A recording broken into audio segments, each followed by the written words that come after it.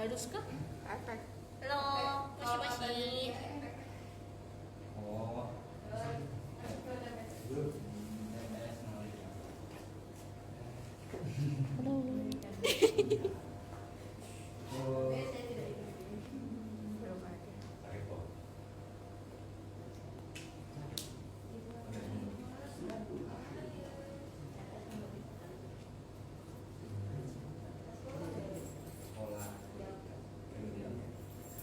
Ya, halo.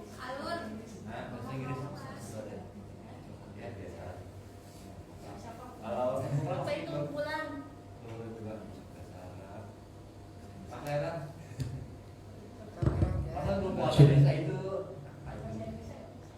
Ya, bismillah. Assalamualaikum warahmatullahi wabarakatuh. Alhamdulillahirabbil alamin wassalatu wassalamu ala asyrofil anbiya'i wal mursalin wa ala alihi washabbihi ajmain amma ba'd. Allahumma shalli ala sayyidina Muhammad wa ala sayyidina Muhammad. Alhamdulillah. Gimana kabarnya? Dari Jobu Janai. Tidak baik. Dari Jobu Janai. Gak baik kenapa? Tidak tahu. Magang. Teman saya pergi. Oh, pergi kemana? Tidak tahu kemana. Layang dia. Plannya baru aja. Plannya itu Mars. Oh, insyaallah. Ya, pekan kemarin libur ya. Soalnya qadarullah anakku sakit, jadi harus diopnam, harus nungguin anak dulu. Nah, insyaallah kita lanjut lagi. Nah, sebenarnya malam ini kita mau bahas visi, cuman menurutku ada tema yang lebih pas buat kita bahas, yaitu terkait time management. Oke, di sini siapa yang waktunya berantakan? Iya. Oh, betul saya orangnya. Masya Allah, jadi ini tuh topik yang selalu ditanyain ke aku, gimana caranya nge-manage waktu yang kita punya. Karena siapapun orangnya, dimanapun tempatnya, pasti selalu terikat sama waktu. Nah, tempat dan waktu itu sifatnya musayyar, takdir, di luar kendali kita. Jadi nggak ada ya yang di sini bisa mengubah siang jadi malam, malam jadi siang gitu, nggak ada. Jadi memang nge-manage sesuatu yang jalannya itu tetap dan jalannya itu bakal hilangnya gampang, itu penting buat kita. Nah, ada quotes yang menarik terkait orang yang membahas terkait waktu. Ada yang bisa melanjutin quotesnya? Time is Money. time is langsung kelihatan ya. Kalau kata Ustaz Robi, apa? Kapitalis sekali. Waktu dilihatnya uang gitu. Nah, jadi memang ini tuh jadi konsep yang kenapa muncul time is money. Jadi sebenarnya waktu dulu di peradaban barat itu isinya orang-orang bangsawan pada masa itu isinya orang-orang yang malas-malasan, yang gak semangat kalau kerja. Jadi perekonomian mereka terancam. Ini kalau orang malas-malasan terus bahaya nih. Nanti ekonomi kita nggak jalan, terus karyawan juga kerjanya malas-malasan dan lain-lain. Maka dibuat satu konsep gimana ya caranya supaya mereka makin semangat.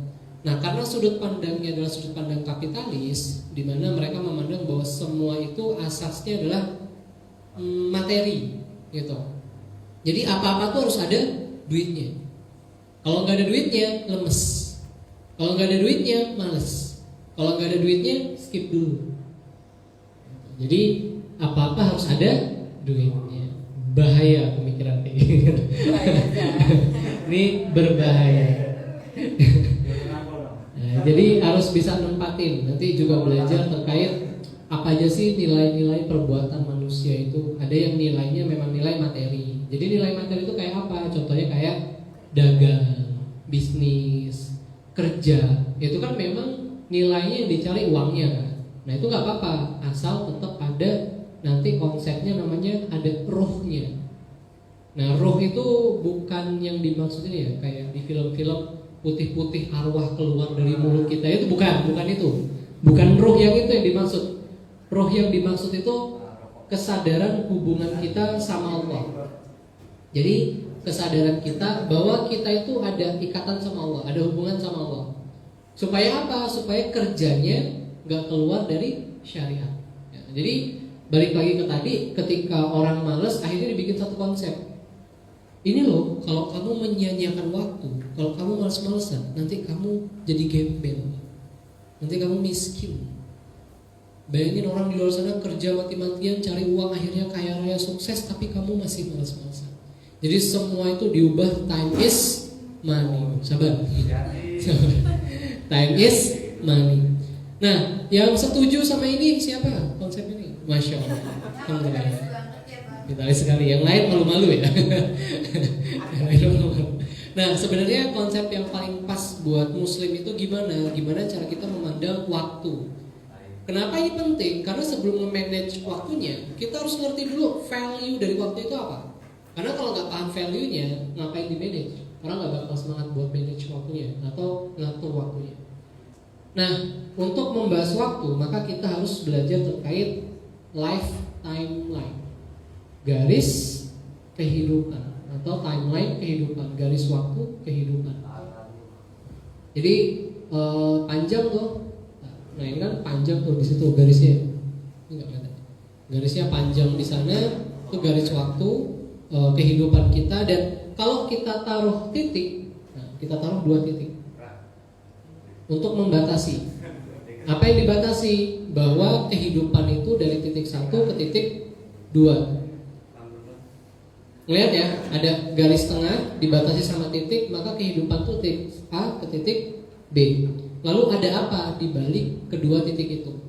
Di balik kedua titik itu ada yang namanya before life and after life. Nah, bukan mas ya, maksudnya lama waktu dari before life dan after life itu berapa lama? Jangka waktunya. Sebelum hidup dan setelah hidup. Iya, berapa lama jangka waktunya? Kalau dihitung, kita kan punya satuan waktu. Ada detik, menit, jam. Malam jawabannya. Ya pinter ya lu ya. Jawaban netral, malam. Berapa lama? Infinity. Betul. Infinity. Jadi tidak terhitung, nggak terdefinisi. Karena ngomongin before life atau sebelum kehidupan, emang kita tahu berapa lama masa atau jangka waktu dari sebelum ada dunia, sebelum ada manusia? Itu nggak tahu dan nggak pernah dijelaskan. Pun setelah kita meninggal atau afterlife, akhirat, itu dikatakan apa? Abadi. Jadi kalau ada orang nanya, Mas Putra, nanti di surga berapa lama ya? Ya selamanya. Ya maksudnya berapa lama Mas? Ya selamanya. Ya sampai kapan Mas? Ya selamanya. Mau gimana ngomongnya? Jadi bingung, nggak ada yang ngelasinnya selamanya Pak. Jadi nggak mati-mati. Ya enggak ada kematian. Nggak ada kematian lagi setelah nanti. Karena jadi kisahnya itu nanti itu setelah kita mati dibangkitkan. Nah terus nanti di hari kebangkitan itu kematian itu dibunuh atau dihilangkan. Nah, jadi wujud kematian itu ya, bingung kan gimana caranya kan? Nah jadi kematian itu diwujudkan bentuknya kambing hitam. Kambing warna hitam nanti disembelih. Ketika kambing itu disembelih, maka setelah itu tidak lagi kematian. Nah maka pilihannya tinggal 2, mau abadi di surga atau abadi di, nah tinggal pilih. Makanya untuk penentuan afterlife itu, jadi kalau before life kita nggak usah bahas lagi, maksudnya itu sudah iman aja lah gitu, nggak perlu dibahas lagi, nggak perlu dibahas itu maksudnya tidak perlu dipusingkan. Yang harus kita pusingkan apa? Afterlife ini loh, nanti mau kemana? Karena hitungannya abadi. Nah sedangkan hidup saat ini berapa lama kira-kira? Rata-rata 60 sampai 70 tahun. Karena Rasulullah sampaikan umur umatku itu berkisar antara 60 sampai 70 tahun rata-rata. Kalau lebih dari itu? Bonus. Kesempatan. Itu kan rata-rata. Jadi kalau lebih dari itu Mas gimana? Ada, bahkan ya Masya Allah jazakallah ya. Bahkan ada siapa ya? Mbahku itu umurnya ratusan tahun. Gitu. Ya itu bonus, tapi kan nggak semua bakal dapat segitu. Pun ada yang nggak nyampe 60. Ada yang paling 10 tahun udah meninggal, 20, 30 udah meninggal. Nah tapi rata-rata umur umatnya Rasul itu 60 sampai 70. Kenapa dijelaskan kayak gini? Karena sebelum umatnya Rasul itu orang-orang zaman dahulu umurnya luar biasa, ribuan tahun, ratusan tahun. Jadi waktu itu mikirnya ya kayak umatnya Nabi siapa? Nabi Nuh apa? Atau Nabi Ibrahim aku lupa. Umurnya kan ratusan ribuan tuh. Nah jadi gimana cara kita menandingi amalan ibadah orang-orang yang umurnya ratusan ribuan tahun? Padahal kita cuma 60-an gitu. Gimana caranya? Maka Allah berikan banyak peluang.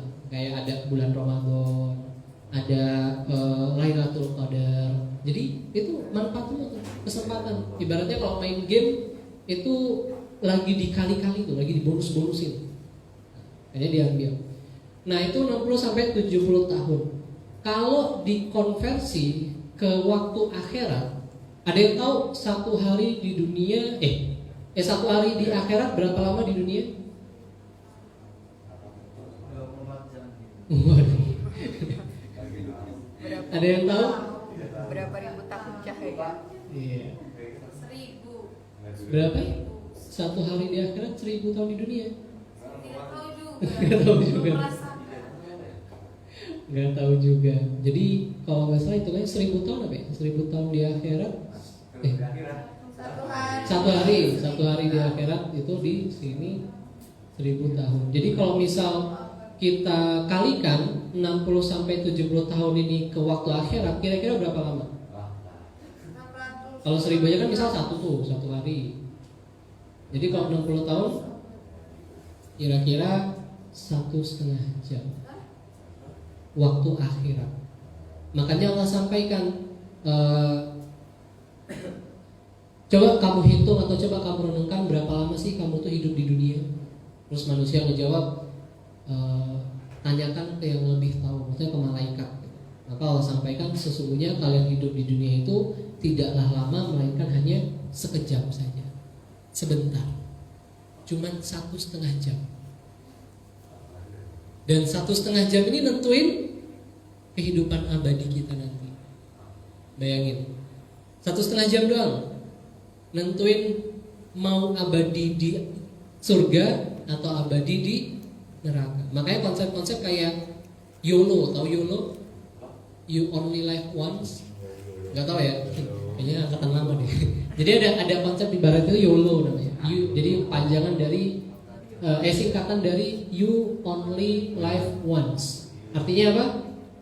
Hanya hidup sekali. Kamu hanya hidup sekali. Nah iya, jadi itu adalah campaign untuk membawa atau ngajak orang-orang menikmati hidup sepuas dan sesuka mereka. Kenapa? Karena bagi mereka hidup itu cuma sekali bro. Nikmatin aja, puas-puasin dulu. Nanti meninggal kita selesai. Dikira selesai, padahal setelahnya ada zone. Dikira selesai, enggak, lanjut lagi.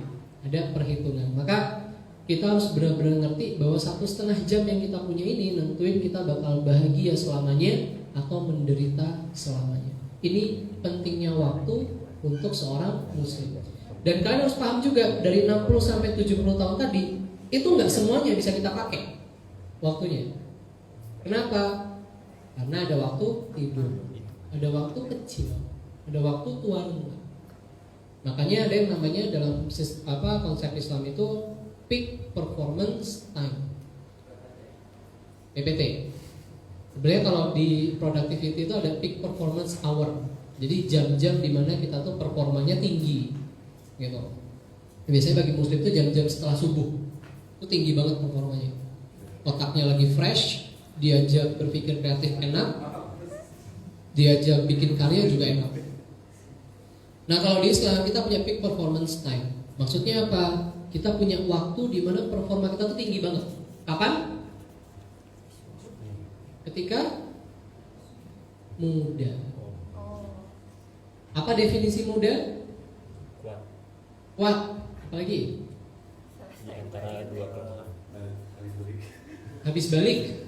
Apalagi? Yang bisa mendefinisikan muda itu apa? Ayo. Masih mulus. Masih mulus.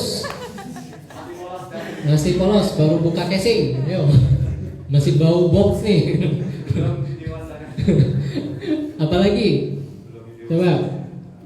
Masa muda, masanya para remaja. Masih kuat beraktivitas. Kuat beraktivitas. Jadi kuat beraktivitas. Balik. Ambisinya kuat. Ada lagi? Ada. Nah, jadi kalau balik lagi ke definisi yang sebenarnya muda itu apa? Muda itu adalah Allah sampaikan, Allah lah yang menciptakan kamu dari keadaan lemah, kemudian Dia menjadikan kamu setelah keadaan lemah itu menjadi kuat. Kemudian Dia menjadikan kamu setelah kuat itu lemah kembali dan berubah. Maksudnya apa? Definisi muda itu adalah kekuatan di antara dua kelemahan. Jadi kalau teman-teman gak memanfaatkan kekuatan ini, hilang kesempatannya. Gak bisa diulang, gak bisa di pause, langsung bakal jalan terus. Jadi kalau ini hilang kesempatannya, kalian udah turun parabolanya, bakal nyesel. Nah ini yang banyak disesali orang-orang yang udah umurnya beranjak. Kenapa ya dulu aku gak makan sehat? Kenapa dulu aku gak olahraga? Kenapa aku dulu gak belajar? Kenapa aku dulu gak serius belajarnya, gak serius sekolahnya? Ketika udah tua udah gak bisa, karena dia harus ngebayar semua hal yang gak dia lakuin di masa muda. Makanya ada quote juga bagus. Kalau kita sulit di masa muda, kita mau maksudnya kita mau memanfaatkan masa muda kita sebaik mungkin, maka di masa tua kita akan menikmati hasilnya. Tapi kalau di masa muda kita nggak manfaatkan, kita buang-buang, maka di masa tua kita akan menanggung kesulitannya. Gitu. Dan kalau hitungan bayi, ya udahlah, bayi itu kan bisa apa sih? Makan aja disuapin, pup dicebokin, pipis dibersihin. Makanya bayi sama tua itu 11-12 kelakuannya. Sama-sama pakai popok, sama-sama gampang nangis. Kenapa? Karena balik lagi parabolanya. Gitu. Maka manfaatkan peak performance time kalian ini. Jangan disia-siakan. Nyanyinya dengan cara apa biasanya? Nyanyinya dengan cara ya main game, habis waktu cuma main game, baca manga doang gitu, tapi nggak diisi sama hal yang lain. Atau nonton drakor aja. Nonton drakor. Ini tidak menyinggung siapapun ya. Saya juga baca manga gitu. Main game doang, nonton drakor doang, nonton film doang, tapi tidak pernah berpikir mau bikin karya apa ya, mau ngejar mimpi apa ya. Siap-siap kalian kehilangan masa itu dan nyesel, senyesel-nyeselnya. Aku nyesel banget dulu dari awal aku nggak rajin baca buku, nyesel sampai sekarang. Karena ternyata banyak hal bisa aku dapetin dari baca buku. Maka ketika udah dewasa, ngelihat buku tuh jadi pengen baca terus gitu. Karena penasaran, apalagi bisa aku gali. Tapi dulu nggak ada motivasi ini. Mungkin jawaban paling yang aku cari adalah dulu aku nggak diajarin kenapa aku harus baca buku. Aku cuma dipaksa, cuma didikte, baca ini, kerjain ini. Tapi aku nggak pernah diajarin, putra kamu harus baca ini karena gini. Tujuannya gini. Nah itu yang aku dapetinnya telat. Motivasi itu telat, akhirnya baru sekarang terasa. Nah maka buat teman-teman kalau tertarik sama satu topik dan mau baca buku terkait topik itu, baca aja, baca dulu aja. Maka bagi kita Muslim, time is more than money. Karena hitungannya bukan cuma dunia, tapi sampai akhirat. Kenapa kapitalisme tidak pernah membahas akhirat? Karena bagi mereka tidak ada manfaatnya. Karena orang-orang tersebut itu gini, kalau nggak bisa diraba, nggak bisa disentuh, nggak bisa dilihat, nggak bisa dicium baunya, maka nggak ada. Kalau ngomongin akhirat, mereka bakal jawab, emang pernah ke surga? Jadi siapa yang pernah ke surga? Nggak ada tuh. Yang pernah ke neraka? Nggak ada. Kok bisa kalian jamin nanti ada surga neraka? Jamin dari mana? Kalau nggak ada gimana? Ayo, nyesel kan udah sholat, nah, capek-capek sholat, saya nggak sholat. Kalau nggak ada nanti aman-aman aja. Jawabannya tuh kayak gitu. Biasanya kayak gitu. Tapi jangan sampai. Nah, ketika paham bahwa waktu itu lebih dari uang, bahwa waktu itu adalah sesuatu yang memang menentukan kita bakal bahagia atau menderita selamanya, baru kita bahas terkait time managementnya. Sadar nggak sadar, Allah itu udah dari dulu ngajarin kita time management dari awal. Pintar. Allah itu semua syariat yang kita punya mayoritas itu berkaitan sama waktu. Contoh, sholat wajib, sholat duha, tahajud, haji, puasa, haid, nifas, semuanya berkaitan sama waktu. Ada di sini yang bisa puasa dari isya sampai subuh? Gak ada, gak bisa. Iya, isya sampai subuh puasa bisa nggak? Malam hari tidur kan? Gak puasa kan? Jadi Allah bikin puasa itu konsepnya apa? Dari terbit matahari hingga terbenam. Lalu Allah bikin sholat wajib dibagi-bagi waktunya, ada subuh, ada zuhur, ada asar, ada maghrib, ada isya. Sholat duha, bisa sholat duha tengah malam? Gak bisa. Bisa sholat tahajud habis zuhur? Gak bisa. Ada waktunya masing-masing kan? Allah tuh sebegitu detail ngajarin kita time management. Tapi faktanya, sedihnya adalah mayoritas muslim gak pernah menghargai waktu. Padahal Allah ngajarin waktu itu penting banget. Makanya kita harus belajar gimana cara bisa efektif dalam mengatur waktu. Nah sebenarnya kalau mau efektif mengatur waktu, parameter yang bisa kita libatkan tuh nggak cuma waktu doang, tapi ada 2 parameter lain. Makanya segitiga aku bikinnya, segitiga efektivitas. Yaitu apa? Ada waktu, ada energi, ada fokus. Kalau kita punya waktu, kita punya energi, tapi kita nggak punya fokus, maka kita gampang terdistraksi. Harusnya ngerjain PR, malah nonton film. Harusnya nonton film, malah ngerjain PR. Malah kebalik ya. Harusnya baca buku, malah ikut agenda yang lain, aktivitas yang lain. Jadi nggak fokus.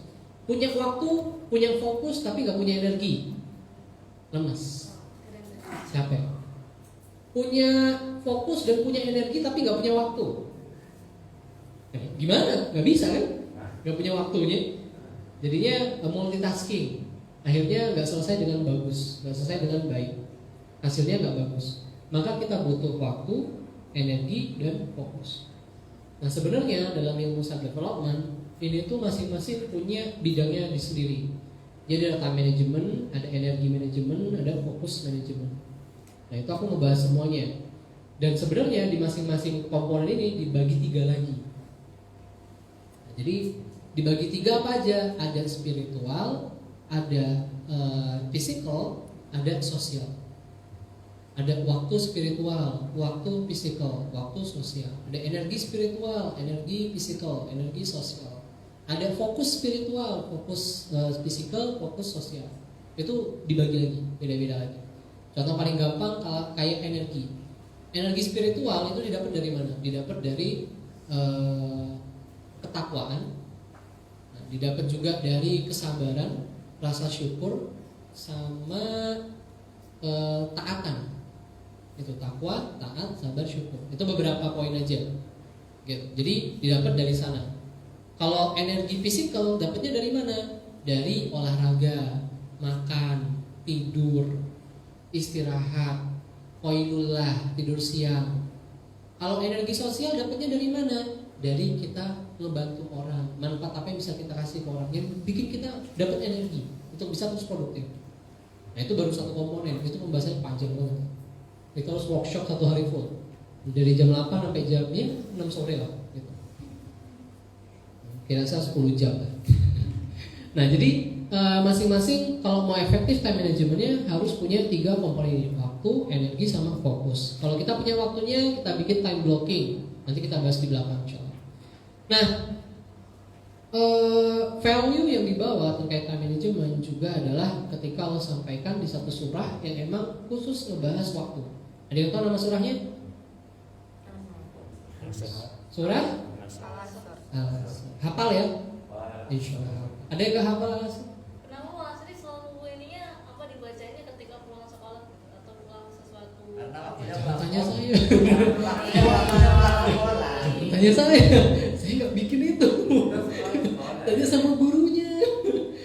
kenapa kalau pulang sekolah harus baca asar? Lain kali Kita kita nggak kayak gitu. iya. Ada aja setiap kuliah. Coba ibu, Sekolah negeri kayak gitu. coba ibu lain kali kita bacanya Al-Baqarah gitu. Oh.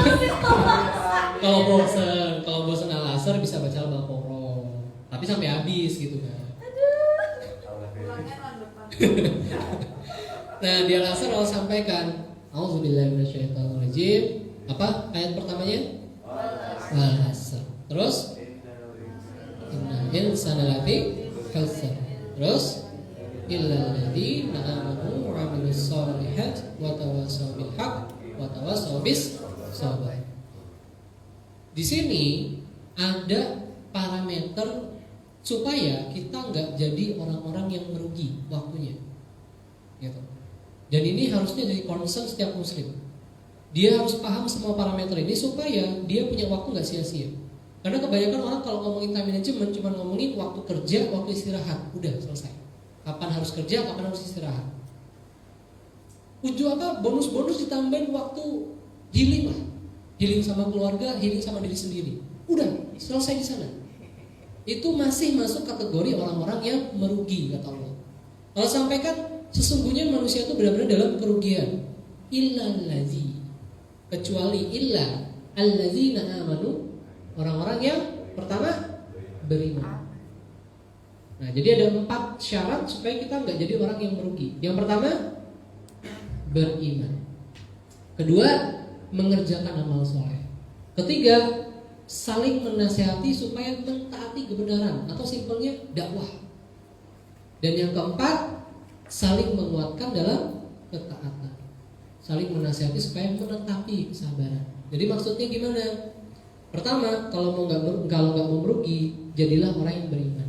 Beriman itu maksudnya apa? Apa? Tahu beriman itu apa? Beriman itu syahadatnya kita tuh. Ya, asyhadu an la ilaha illallah wa asyhadu anna Muhammadan abduhu wa rasuluh. Jadi beriman itu percaya bahwa Allah satu-satunya Tuhan dan Rasulullah Nabi Muhammad itu adalah Rasulnya Allah, membawa pesan Allah. Diapain? Syarat beriman. Maka iman itu punya konsekuensi. Bisa nggak orang mengucap syahadat tapi nggak mau sholat? Bisa, pilihan dia. Tapi merugi nggak? Merugi. Karena syarat kedua masuk. Setelah beriman dapat konsekuensi apa? Mengerjakan amal soleh. Ada yang dari wajib, ada yang sunnah, gitu kan. Jadi yang wajib sholat wajib, yang sunnah kayak apa? Sholat duha atau senyum sama tetangga, bersedekah, zakat masuk hitungan wajib juga bisa, gitu. Jadi kerjain amal soleh yang sudah tertera di keimanan kita. Kerjain semua. Nah, apakah itu cukup? Apakah dengan puasa, sholat, ngaji cukup? Enggak, masih masuk kategori orang merugi. Kenapa? Karena masuk poin ketiga, saling menasehati supaya mentaati kebenaran. Maksudnya apa? Ngajak orang jadi taat.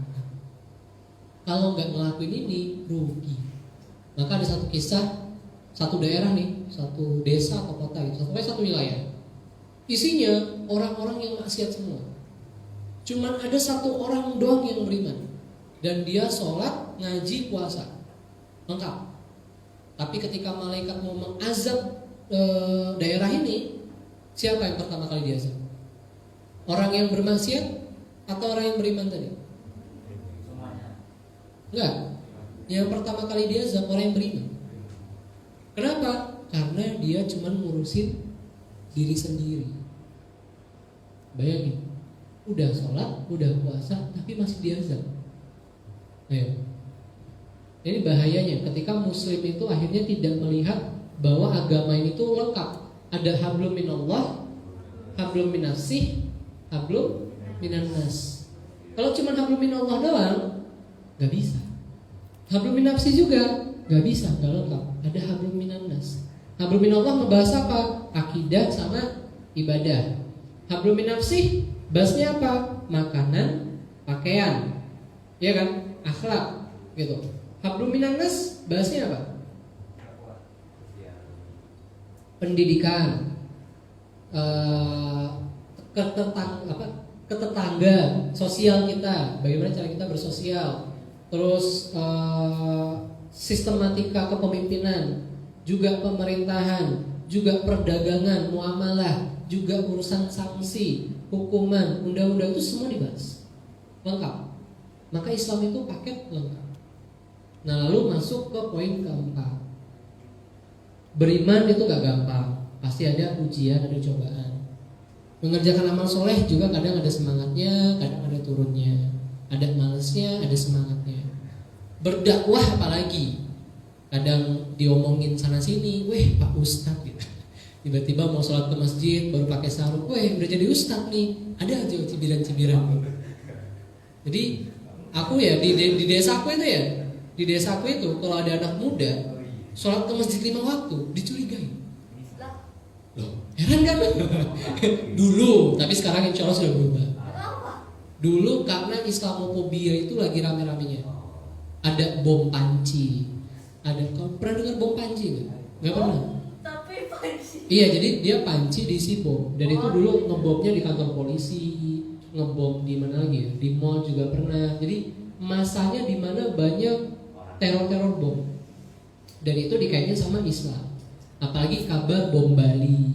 Ada juga 9/11-nya di Menara Kembarnya di mana itu? New York bukan ya?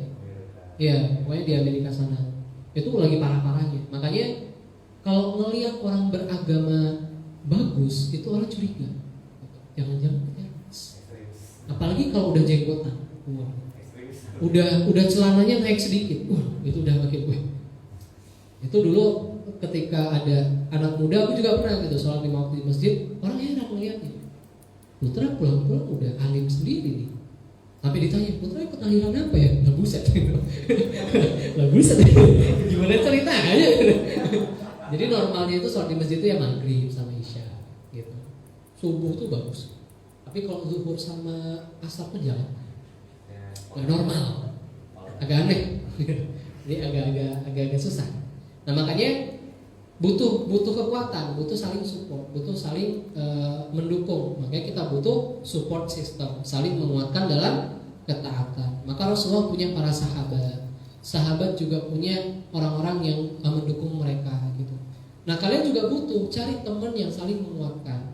Karena kita makhluk sosial, nggak bisa sendiri. Jadi setan itu lebih gampang nyerang domba-domba yang sendirian. Serigala itu lebih gampang nyerang domba yang sendirian daripada domba yang berkelompok. Maka jangan jadi domba yang sendirian. Apalagi domba-domba tersesat. Jangan. Cari jalan yang tepat. No offense ya. Nah makanya gimana? Ini setelah kita paham lagi, lalu how to time management itu dibagi 3. Ada prioritizing, scheduling, dan executing. Jadi yang pertama adalah prioritas dulu. Nentuin prioritas. Setelah nentuin prioritas, baru kita nentuin schedule-nya. Setelah nentuin schedule, baru tinggal dijalani. Simpel kan? Simpel. Caranya yang susah. Eksekusinya. Konsepnya gampang. Nah tapi yang aku bahas di prioritas ini, prioritas paling pertama dan utama bukan langsung ngomongin tugas, bukan langsung ngomongin PR, bukan langsung ngomongin kerjaan. Prioritas paling utama adalah ngomongin tentang life purpose yang kemarin. Pahami, dalami, lalu tanamkan ke diri kalian. Sebenarnya saya hidup itu buat apa? Saya hadir di dunia ini buat apa? Itu yang nanti jadi pegangan kalian supaya nggak lepas-lepas gitu. Lalu juga memahami tentang life balance. Apa aja peran kita yang harusnya kita jalankan selama kita hidup. Karena tadi kalau nggak paham life balance, kalau nggak paham peran-perannya, nanti tugasnya jadi nggak seimbang. Nah kemarin kita bahas terkait ini gitu kan, piramida produktivitasnya, purpose, vision, and activity. Udah kelar insya Allah. Walaupun vision activity-nya belum masuk ya. Nah di barat ngomongin life balance itu ada konsep namanya work life balance. Jadi gimana supaya hidup itu seimbang antara kehidupan sama kerjaan. Kapitalis sekali bukan? Jadi hidup itu cuma buat 2 hal, healing sama kerja, gajian sama jalan-jalan. tugas sama staycation, udah gitu doang. Padahal sebagai muslim ini nggak bisa. Kalau kita balik lagi ke ayat tadi, maka peran kehidupan kita harus kayak gini. Ini baru namanya life balance. Ada self, ada family, ada karir, dan yang jadi poros utamanya dakwah. Dakwah harus jadi poros utama kehidupan. Karena ini yang dijalankan sama role model kita, Rasulullah SAW. Kalau Rasulullah nggak dakwah, hidupnya aman nggak sih sebenarnya? Aman banget. Bunda Khadijah itu kayaknya luar biasa di Mekah itu. Bahkan setengah kekayaan Mekah itu dipegang sama beliau. Jadi kalau mau hidup sendiri itu Rasulullah itu nikmatnya udah luar biasa. Tapi ngapain coba Rasulullah itu meninggalkan semua hartanya, kenikmatan itu, kemewahan itu, juga kebangsawanannya beliau hanya untuk menyebarkan Islam. Karena beliau paling paham bahwa semua itu poros utamanya adalah dakwah. Jadi jangan sampai kita salah fokus. Gitu. Jadi penjelasan singkat dari masing-masing poin adalah self itu buat diri. Contohnya kayak apa? Workout, olahraga, juga belajar, juga tidur, istirahat itu buat diri. Makan juga bisa gitu. Healing boleh sesekali, jangan kebanyakan. Ya, apalagi healing bambu nggak usah. Gitu. Jadi dikit-dikit healing nggak baik juga. Jadi terlalu manja. Terus kalau family, waktu sama keluarga, sama orang tua, sama kakak, sama adik, atau kalau udah berkeluarga sama suami, sama istri, sama anak. Gitu. Paling kerasa kalau udah berkeluarga. Gitu. Nyempetin waktu buat keluarga. Karir, urusannya bisa teman-teman sekarang lagi sekolah, itu maksudnya karir. Ya, jadi itu tangga karir yang lagi kalian jenjangi gitu. Sekolah, nanti kalau ada kerja, jadi bisa jadi pebisnis, bisa jadi karyawan, terserah. Yang penting halal. Jadi tidak ada label kayak pebisnis itu lebih mulia daripada karyawan, enggak ada label kayak gitu. Label kemuliaan itu bukan di letak job desk-nya, tapi letak keimanan dan ketakwaannya. Gitu. Nah, jadi kalau dakwah apa? Ya udah clear. Dakwah itu tentang kita mengajak orang untuk mentaati kebenaran. Dan dakwah itu punya goals, punya cara, punya contoh. Maka dakwah paling pas adalah dakwahnya Rasulullah. Ada tujuannya.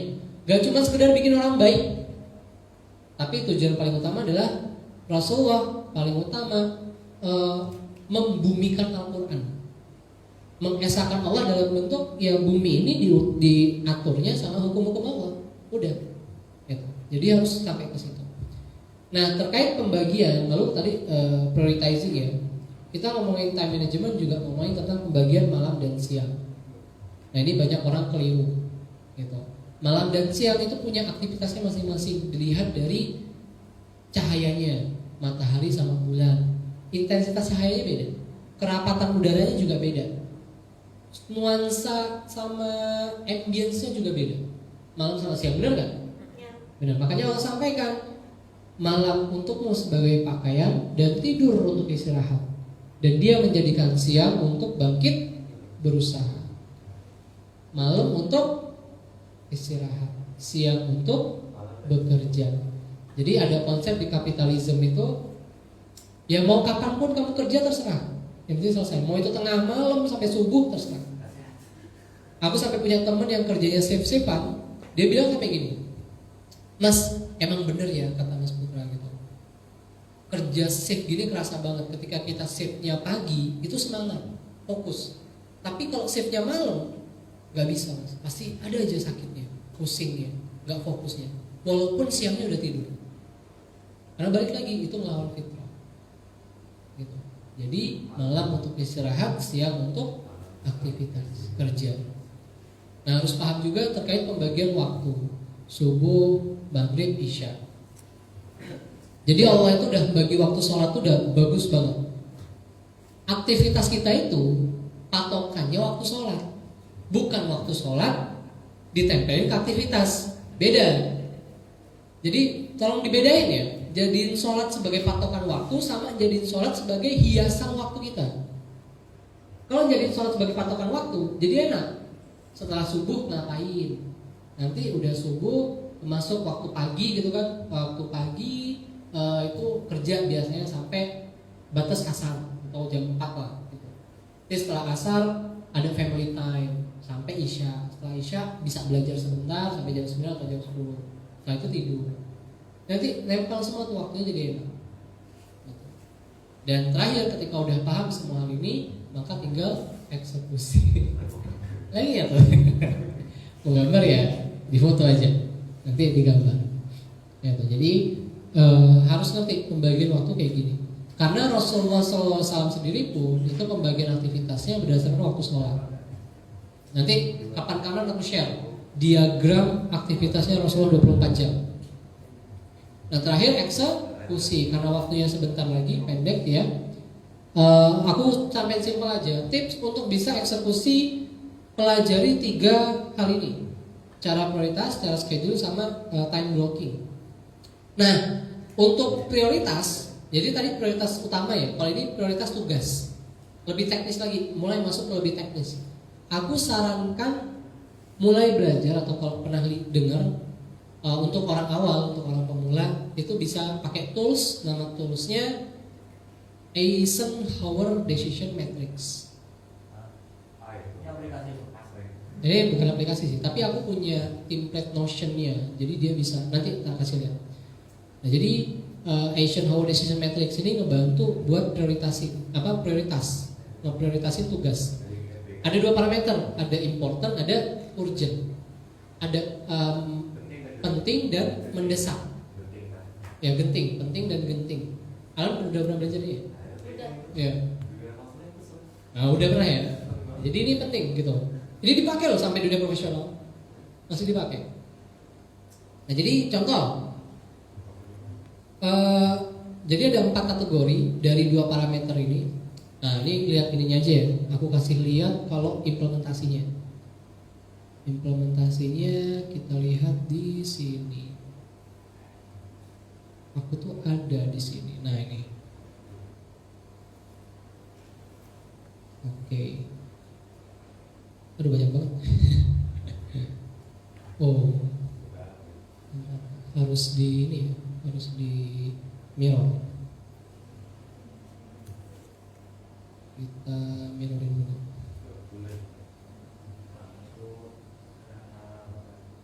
Itu pulang ke teman tadi beda lagi. Itu bukan itu logo aku, tapi yang hilang itu.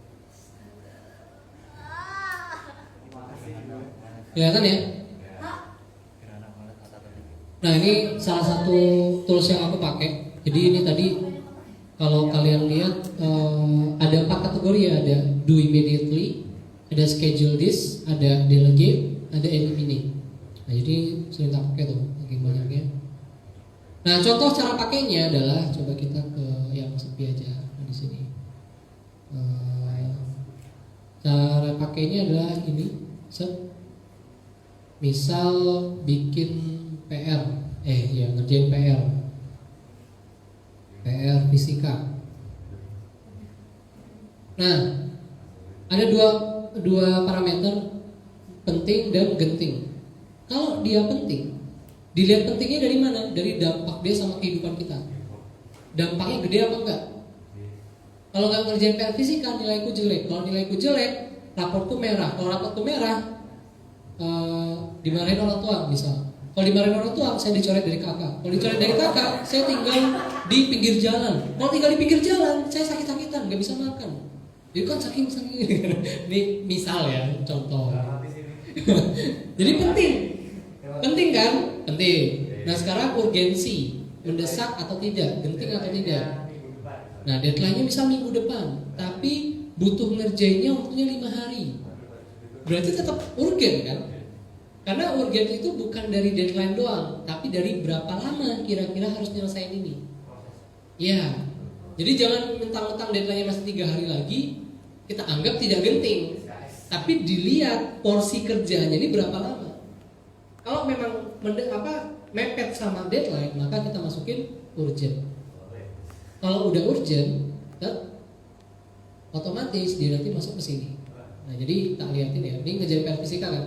Ini kita buka juga. schedule list. Nah, kalau misal dia penting tapi tidak mendesak, misal tadi deadline-nya masih sebulan lagi, tapi waktu ngerjainnya cuma butuh 5 hari, berarti bisa nanti dong, maka tidak mendesak. Nanti otomatis pindah ke samping, bisa di schedule buat nanti. Kalau dia kalau dia mendesak, tapi bagi kita nggak penting, atau definisi nggak penting itu dia tetap penting, tapi kita nggak perlu ngerjain langsung, atau kita bisa nunjuk orang, maka masukin not important, masuknya ke delegasikan, masuknya ke delegasi. Kalau dia nggak penting dan nggak mendesak, masuknya ke eliminasi, berarti nggak usah. Itu. Contohnya apa? Kalau tidak penting dan tidak mendesak, nonton drakor. Sudahlah, tidak penting, tidak mendesak juga. Gitu.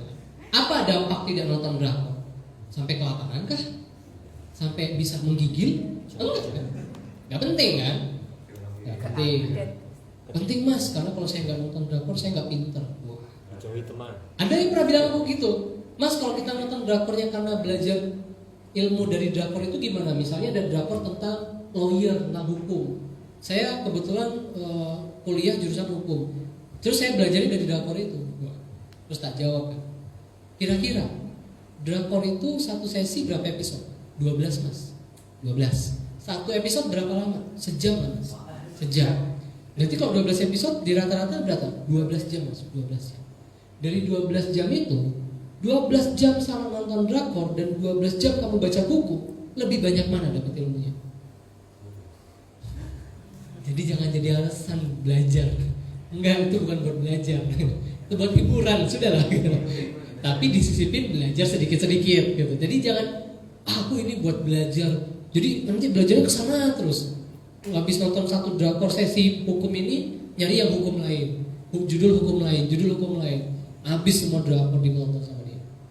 Jadi jangan sampai salah memprioritaskan. Ya kalian bisa pakai cara-cara kayak itu tadi Eisenhower Matrix, itu salah satunya. Dan scheduling kalian juga bisa pakai namanya ini Google Calendar. Jadi aku tipe yang pakai Google Calendar juga. Nah, jadi kayak gini. Agak rame ya. Kenapa agak rame? Nah jadi kalau misal kalian mau bikin aktivitas gitu kan, tinggal event. Misal contohnya apa? Belajar kelompok.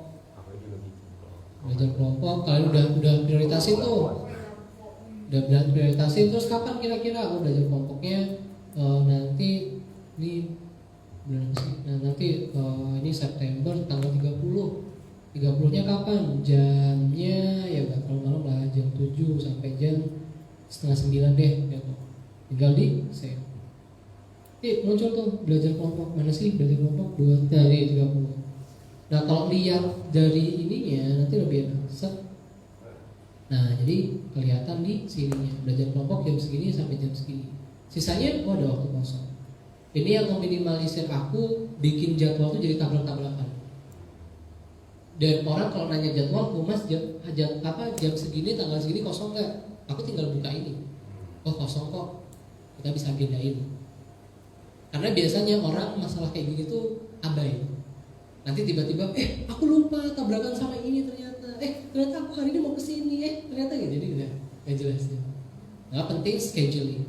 Jadi aku nggak ngasih yang muluk-muluk. Kalian bisa pakai Google Calendar. Pasti di HP-nya udah ada lah ya Google Calendar ya. Mungkin nggak ada. Nggak usah cari aplikasi baru. Ini aja udah bagus dan udah cukup. Gitu aja. Barakallahu fikum. Jazakumullah khairan. Kalau ada pertanyaan, mohon. Ya silakan. Kabarnya anak Ustaz gimana? Alhamdulillah membaik, sehat, sudah mau makan dan udah bisa lari-lari alhamdulillah. Sebelumnya benar-benar lemes-lemesnya. Alhamdulillah. Pikirannya kayak gitu loh. Apa? Kan tadi yang segitiga kan yang upaya ketiga kan udah keluar ya. Ya.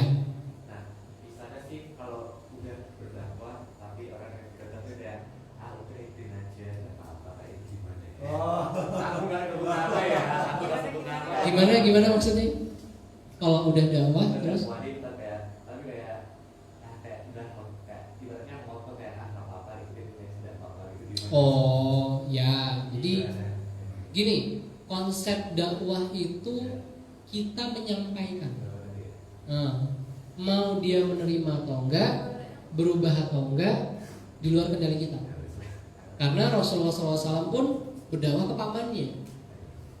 Tapi beriman enggak? Bahkan sampai beliau meninggal enggak beriman. Gitu. Jadi kita enggak, tapi tetap walaupun itu di luar kendali kita, tidak menggugurkan kewajiban kita untuk berdakwah. Nah, jadi tetap wajib dakwahnya. Dakwahnya wajib, merubah orangnya tidak wajib. Jadi harus disampaikan.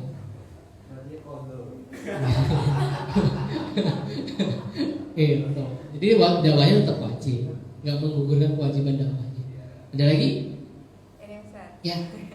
Ini anaknya kebetulan lagi pulang tapi nggak apa-apa. Nanti saya minta muter.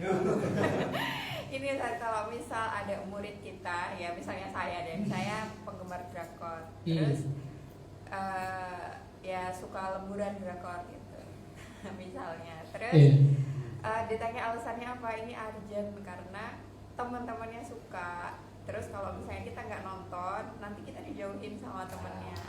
Kayak gitu kita jelasin ya. Nah kita jauhin teman kita kayak gitu. Astagfirullahaladzim. Nah, jadi ini pentingnya kata Rasulullah SAW itu gini. Kalau berteman itu bertemanlah sama penjual parfum. Maksud ini nggak tekstual ya, ini nggak tekstual, ini kontekstual. Jadi ibaratnya apa? Kalau kalian berteman sama tukang parfum, kalian ke bagian bau parfumnya, kecipratan, wangi. Tapi kalau kamu berteman sama tukang besi, kamu kecipratan besinya. Nah makanya sebenarnya itu yang salah apanya? Circle-nya, lingkungannya, gitu. Jadi apa sih urgensitas harus up to date sama drakor sebenarnya? Kalau itu nggak terlalu gini ya, maksudnya kita sebenarnya kita bisa nentuin apakah itu bermanfaat buat hidup kita atau enggak.